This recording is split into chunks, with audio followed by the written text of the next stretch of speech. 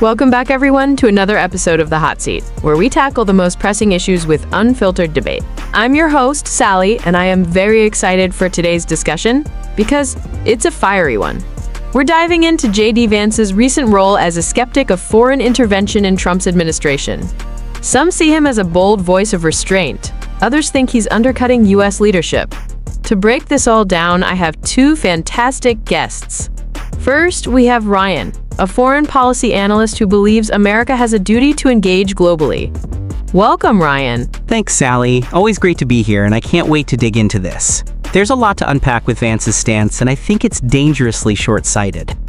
And on the other side of the debate, we have Andreas, a political strategist who supports Vance's skepticism about foreign intervention. Andreas, welcome. Thanks, Sally. It's always a pleasure. And I gotta say, I think JD Vance is making some tough but necessary points. America can't keep being the world's policeman. All right, let's get right into it. Ryan, you mentioned you think Vance's stance is short-sighted. Why? Because it's playing with fire, Sally. The U.S. pulling back on foreign commitments doesn't make us stronger. It makes us weaker. When we hesitate, when we second-guess our role, we create power vacuums. And guess who fills them? China, Russia, and other hostile actors. Vance questioning intervention in Yemen, for example. That's dangerous. The Houthis aren't just Europe's problem. They're a destabilizing force that could impact oil prices, trade routes, and security alliances. If we back off, we don't just leave Europe in the lurch. We risk losing strategic ground globally. Oh, come on, Ryan. That's the same old playbook that's drained American resources for decades.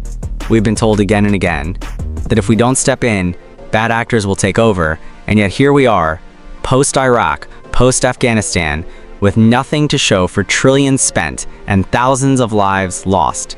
Vance is actually doing something rare in Washington. He's asking the why.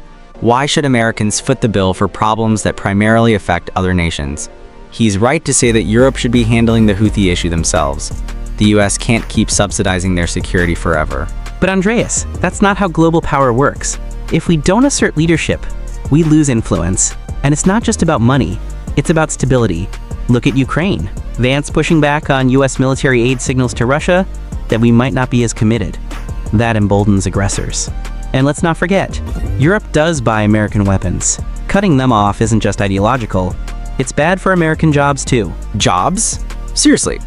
The idea that our economy should rely on keeping wars going is insane. If European nations want security, they should build up their own defense industries. It's time we stopped seeing ourselves as the only global enforcer. Look, Vance isn't saying never intervene, he's saying let's think first. That's reasonable. Wow, you two are really going at it. Let me step in here. One of the big points Vance made was that Europe is freeloading. Do you think he has a point? He's oversimplifying it. Yeah, some European countries have been slow to ramp up defense spending, but let's not forget, they're still US allies. Undermining them publicly doesn't help. And if we step away, they might look elsewhere for security partnerships, maybe even with China. Do we really want that? Maybe that's what it takes to force them to take responsibility. Why is Germany, the fourth largest economy in the world, still leaning so heavily on us?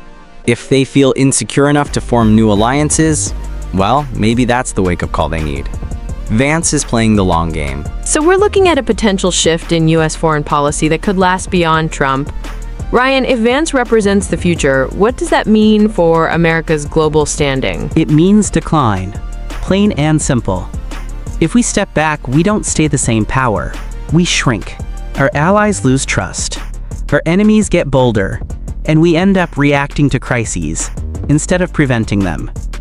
Isolationism never works. And yet, endless intervention hasn't worked either.